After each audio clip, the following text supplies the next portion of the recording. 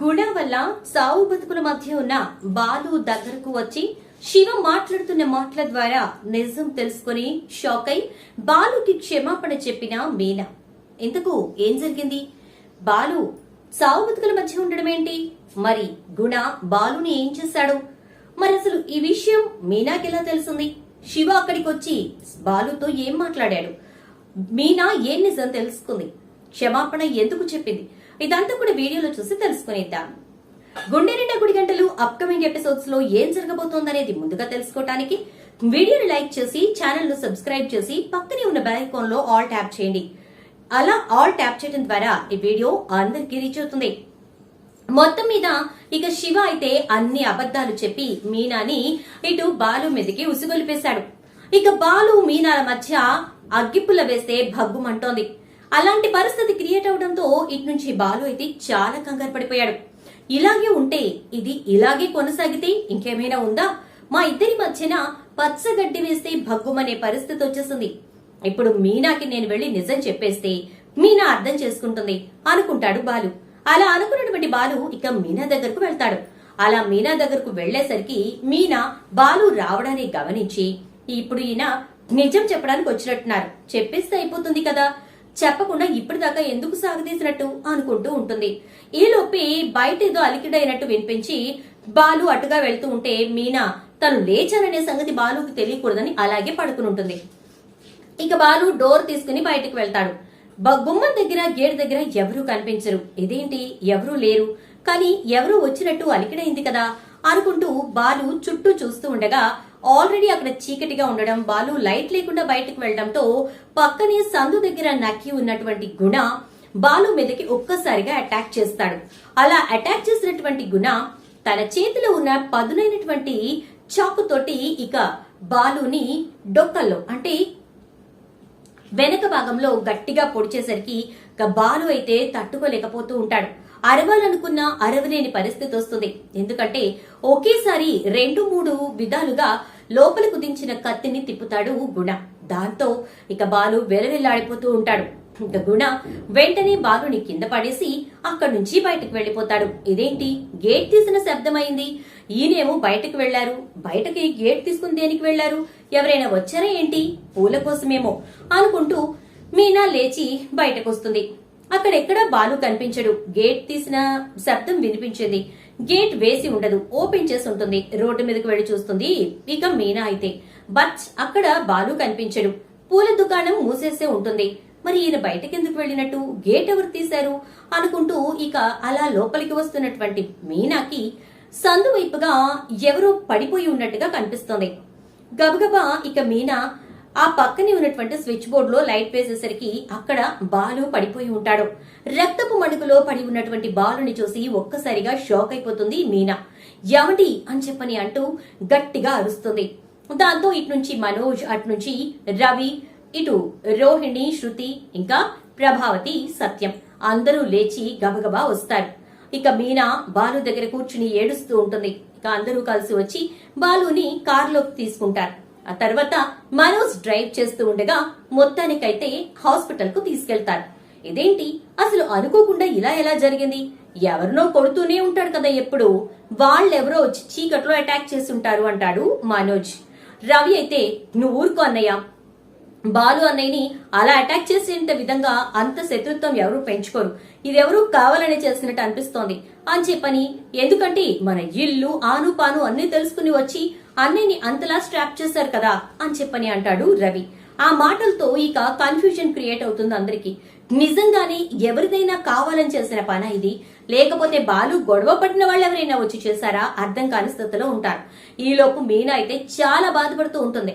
అసలు ఏంటిదంతా, ఎందుకు ఇలా జరిగింది, నా భర్త మీద ఎవరు అటాక్ చేశారు అని చెప్పి బాధపడుతూ ఉంటుంది. ఇక డాక్టర్ అయితే ఆపరేషన్ థియేటర్ నుంచి బయటకు వచ్చి చాలా సివియర్ ఇంజురీ జరిగింది, కత్తి దిగింది ఒక్క చోటే అయినా లోపల స్ట్రాపింగ్ 2-3 చోట్లకు వెళ్లేలా చేశారు, ఆ చేసిన వాళ్ళెవరూ కానీ చాలా ప్రొఫెషనల్స్ లా అనిపిస్తోంది అని చెప్పి అంటారు డాక్టర్స్.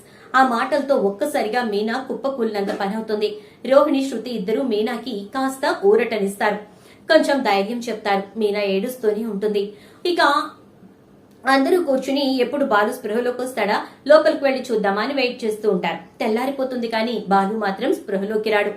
ఈలోపు ఇక్కడ పార్వతమ్మకి విషయం తెలిసి పార్వతమ్మ గబగబా ఇక్కడికి వస్తుంది. పార్వతమ్మ ఇంకా మీనా చెల్లెలు అక్కడికైతే వస్తారు కానీ శివ మాత్రం రాడు. దాంతో ఇక మీనాకి కోపం వస్తుంది. ఇంత జరిగితే శివ రాకుండా ఉండడం ఏంటి, అంతేలే ఈయన అక్కడికి వెళ్ళలేదు, వాడికి చెయ్యి విరిగితే చెయ్యి విరగొట్టి మరీ వెళ్ళలేదు, అందుకని వాడు రాలేదనమాట అనుకుంటుంది మీనా. ఇక పార్వతమ్మ అయితే బాధపడుతూనే ఉంటుంది. ఇక చాలా విధాలుగా మీనాని ఓదార్చే ప్రయత్నం చేసినా మీనా ఏడుస్తూనే ఉంటుంది. ఇక బాలు స్పృహలోకి వచ్చాడని చెప్పి లోపల నుంచి నర్స్ వచ్చి చెప్పేసరికి మీనా గబగబ పరిగెత్తుకుంటూ బాలు దగ్గరికి వెళ్తుంది. అలా వెళ్లినటువంటి మీనాని చూసినటువంటి బాలు, నేను బ్రతికే ఉన్నానా మీనా అని అంటాడు. అవునండి బ్రతికే ఉన్నారు అని చెప్పి అని అంటూ ఇక బాలుని దగ్గరకు తీసుకునే ప్రయత్నం చేస్తుంటే నర్స్ అయితే అసలు పేషెంట్ ని కదిలించకూడదు, చాలా సివియర్ ఇంజురీ జరిగింది, సో ఆయన ఎలా ఉన్న పొజిషన్ లో అలాగే ఉంచండి, ఆయన కూడా కదిలే ప్రయత్నం చేయకూడదు, డాక్టర్ గారు చాలా స్ట్రిక్ట్ గా చెప్పారు అని చెప్పి వెళ్లిపోతుంది. మీనా సైలెంట్ గా కూర్చుంటుంది. ఈలోపు అందరూ వచ్చి చూస్తారు. ప్రభావతి మాత్రం మనస్సు కొంచెం బాధపడుతుంది. ఎంతైనా కన్నపేగు కదా, ఇక అలా చూస్తూ బాధపడినా బయట పడకుండా ఎవరి జోలికి వెళ్లకుండా ఉండొచ్చు కదా, ఇలాంటివేవి రాకుండా ఉంటాయి, అందరితో గొడవలు పడుతూ కొడుతూ ఉంటాం, ఇంకేమవుతుంది ఇలాంటివే అవుతాయి అని చెప్పని అంటే, సత్యమేమో ఇప్పుడు కూడా నా ప్రభ అంటూ ఉంటే, నేనేమి వాడిని ఏమీ అనట్లేదండి, దెప్పి పొడవట్లేదు ఎత్తి పొడవట్లేదు, మాట చెప్తున్నానంతే అంటూ బాధపడుతూనే ఇక వెళదాం పదండి, స్పృహలోకి వచ్చాడు కదా ఆవిడ గారు చూసుకుంటుందిలే అని చెప్పి అంటుంది. ఎలా ఇలా ఉంటావు ప్రభా అంటూ సత్యం చాలా కోపంగానే మాట్లాడతాడు. అందరూ నిదానంగా ఒక్కొక్కరు ఇంటికి వెళ్లిపోతారు. మీనా ఒక్కతే అక్కడ ఉంటుంది. ఈలోపు నర్స్ వచ్చి మీనా చేతికి ఒక పేపర్ అంటే ప్రిస్క్రిప్షన్ ఇచ్చి, ఇది తీసుకుని వెళ్లి ఈ మందులన్నీ తీసుకురండి అని చెప్పని అంటుంది. దాంతో ఇక మీనా గబగబా వెళ్తూ ఉంటే సత్యం వెళ్తూ వెళ్తూ, అమ్మ మీనా ఈ డబ్బు నీ దగ్గర ఉంచు అని చెప్పేసి ఒక 10,000 రూపాయలు చేతికిచ్చి వెళ్తాడు. ఆ డబ్బులు తీసుకుని గబగబా మందులు తీసుకురాటానికి వెళ్తుంది. ఆ టైంలో వస్తాడు శివ బాలు దగ్గరికి. ఏంటి బావా ఎగిరెగిరి పడ్డావు, చెయ్యి విరక్కొట్టావు, గుణ బాగా బుద్ధి చెప్పాడా అని అంటాడు. జేంట్రా ఇది గుణ గడిపనా, ఎవడో వెనక నుంచి నన్ను పొడిచాడు, లేకపోతేనా అంటాడు. ఇప్పుడు అనవసరంగా నువ్వు సీరియస్ అయ్యి బాగా ఎమోషన్ అయ్యి ఇంకా నీకున్న కోపాన్ని అంతా చూపించే ప్రయత్నం చెయ్యకు బావా, ఎందుకంటే ఆ గాయం ఇంకా పచ్చిగానే ఉంది, అంతేకాదు రక్తం ఓడుతోంది, కాబట్టి పంపు తన్నినట్టు తన్నుకుంటూ రక్తం బయటకు వచ్చేస్తుంది. వాడు దింపింది కత్తి ఎక్కడో తెలుసా, కిడ్నీ దగ్గర, కాబట్టి అది ఇంకా ఇంకా పంప్ చేస్తూ ఉంటుంది అంటాడు. ఏం మాట్లాడుతున్నావురా అంటే, వాడు ఇలా చేస్తున్నాడని నీకు తెలుసా అంటే, తెలియకుండా ఎలా ఉంటుంది బావా, నువ్వేమన్నా చేసింది మామూలు పనా, వాడు చేసి వచ్చాక చెప్పాడు, చెయ్యకముందు చెప్తే కనీసం ఆగమని అనేవాడిని, వాడి ఫ్రెండ్ ని కొట్టినందుకు వాడి ఫ్రెండ్ చేయి విరిచినందుకు వాడిలా కక్ష తెచ్చుకున్నాడు. అయినా బావా నాకు తెలియగడుగుతాను, మీ అమ్మ చేసిన దానికి నేను మీ అమ్మ దగ్గర దొంగతనం చేశాను, అది ఎప్పుడో జరిగిపోయిన కథ, ఈ రోజు నీకు తెలిసినంత మాత్రాన నువ్వు వచ్చి నా చెయ్యి విరగ కొడితే ఏమొస్తుంది చెప్పు, నీ లక్ష్య నీకేమైనా తిరిగి వస్తాయా, లేకపోతే నేనే తీసుకొచ్చి మీ అమ్మకి క్షమాపణ చెప్పి ఇస్తాననుకున్నావా, అది జరగని పని. మీ అమ్మ నా మాటలు, మీ అన్న చేసిన అవమానం, మీ వదిన కొట్టిన దెబ్బ ఏది నేను మర్చిపోలేదు బావా, అందుకే ప్రతి దానికి సమాధానంగానే ఆ డబ్బు నేను కొట్టేశాను. ఆ విషయం నీకు ఇవ్వాలి తెలిసింది, తెలిసిన వాడివి సైలెంట్ గా ఉండొచ్చుగా, లేదా వచ్చి నన్ను అడిగితే సరిపోయేది కదా, అలా కాకుండా పెద్ద హీరోలాగా పెద్ద రుస్తుంలాగా నన్ను కొట్టావు. నేను బలహీనుడిని అయ్యుండొచ్చు, కానీ నా వెనక ఉన్నవాడు బలం గలవాడే కదా, వాడికి కూడా వాడి ఫ్రెండ్ని కొట్టినందుకు కోపం వస్తుంది కదా, దాని ఫలితమే ఇది, చూసావుగా అని అంటూ ఉంటాడు. ఇక అంతే ఒక్కసారిగా మీనా శివ అంటూ గట్టిగా అరుస్తుంది. శివ షాక్ అయిపోతాడు, ఎందుకంటే మీనా మొత్తం వినేసింది. ఏమన్నావురా, గుణాగాడి మా ఆయన్ని పొడిచాడా, అది కూడా నీకోసమా, నీ చెయ్యి విరిచేందుకా, ఆయన నీ చెయ్యి విరిచింది నువ్వు చేసిన పని వల్ల, మా అత్తయ్య దగ్గర 1,00,000 రూపాయలు కొట్టేసింది నువ్వా, అది తెలిసి నా భర్త నిన్ను మందలిస్తే వాడొచ్చి నా భర్త నిన్ను మందలించి కొడితే గుణాగడొచ్చి నా భర్తని ఇలా చేస్తాడా, దాన్ని నువ్వు సమర్థిస్తావా, ఎంత ధైర్యం రా నీకు, ఏం మాట్లాడుతున్నావురా, నీ అక్క పసుపు కుంకుమలతో వాడు ఆడుకుంటుంటే సరే ఆడుకో అన్నట్టుగా వదిలేసావా అని చెప్పి అంటుంది. అక్క విషయం నీకు తెలీదక్క, బావా నన్ను కావాలని అంటే అని చెప్పబోతూ ఉంటే వెంటనే మీనా శివ చెంప చెల్లున పగలగొడుతుంది. ఇంకా ఆపరా, నీ అబద్ధాలాపు, నీ నటన ఆపు. నువ్వు చెప్పిందంతా నమ్మి నా భర్తను అపార్థం చేసుకుని నలుగురిలో అవమానించారు. ఆయన నాకు క్షమాపణ చెప్పడం కోసమే, జరిగిందేంటో చెప్పడం కోసమే కిందికొచ్చారు. లేకపోతే పైనే ఉండేవాళ్ళు. అనవసరంగా కిందికొచ్చి నాకు నిజం చెప్పాలి అని చెప్పని ఆలోచించి ఆ శబ్దానికి బయటకు వెళ్లి ఇదిగో ఇలా విగత జీవిలా మంచాన పడున్నారు. ఇదంతా నా వల్లే కాదు, నీ వల్లే. నువ్వు చెప్పిన అబద్ధాన్ని నేను నమ్మటం వల్లే. ఏరా, నీ అక్క కాపురాన్ని ఇలా చేయడానికి నీకు మనసులో వచ్చిందిరా? నువ్వు చేసే తప్పుల్ని సమర్థించుకోవటం కోసం బావ ప్రాణాల్ని కూడా పణంగా పెట్టావా? అక్క పసుపు కుంకుమల్ని పణంగా పెట్టావా అంటూ ఉంటుంది మీనా.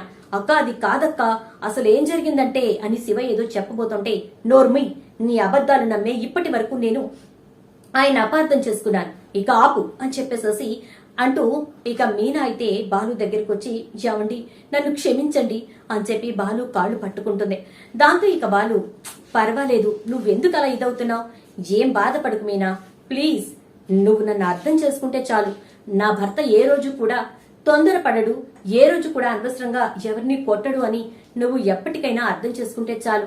దీనివల్ల మన మధ్య గొడవలు రాకూడదనే నీకు చెప్పటానికి వచ్చాను అంటూ నొప్పితో బాధపడుతూ ఉంటే, మీరు ఎక్కువ మాట్లాడకండి, పడుకోండి అని చెప్పి ఇక మీనా బాలు పక్కనే కూర్చుని బాధపడుతూ శివని బయటికి పొమ్మని గట్టిగా అరుస్తుంది. ఇక బాలు తోటి దయచేసి నన్ను క్షమించండి అని ఎన్నోసార్లు చెప్తుంది మీనా. మనిద్దరి మధ్యన క్షమాపణలేంటి మీనా, నువ్వు నాతో మళ్ళీ మాట్లాడావు, ఎక్కడ నా పూలగంప నాతో మాట్లాడుతోనని చాలా కంగారు పడ్డాను అని చెప్పని అంటే, ఇప్పుడు కూడా మీ వెటకరాలేనా అని చెప్పి మీనా కళ్ళ నీళ్లు తుడుచుకుంటూ బాలుకి దగ్గరగా తన తలని చేరుస్తుంది. చూద్దాం మరి రాబోయే ఎపిసోడ్స్ లో ఏం జరుగుతుందో. వీడియో నచ్చితే లైక్ అయితే చేసి వీడియోని షేర్ చేసేయండి. అలాగే ఛానల్ ఇప్పుడు చూస్తున్నట్లయితే సబ్స్క్రైబ్ చేసుకోవడం, పక్కనే ఉన్న బెల్ ఐకాన్ లో ఆల్ ట్యాప్ చేయడం అస్సలు మర్చిపోకండి. Thank you.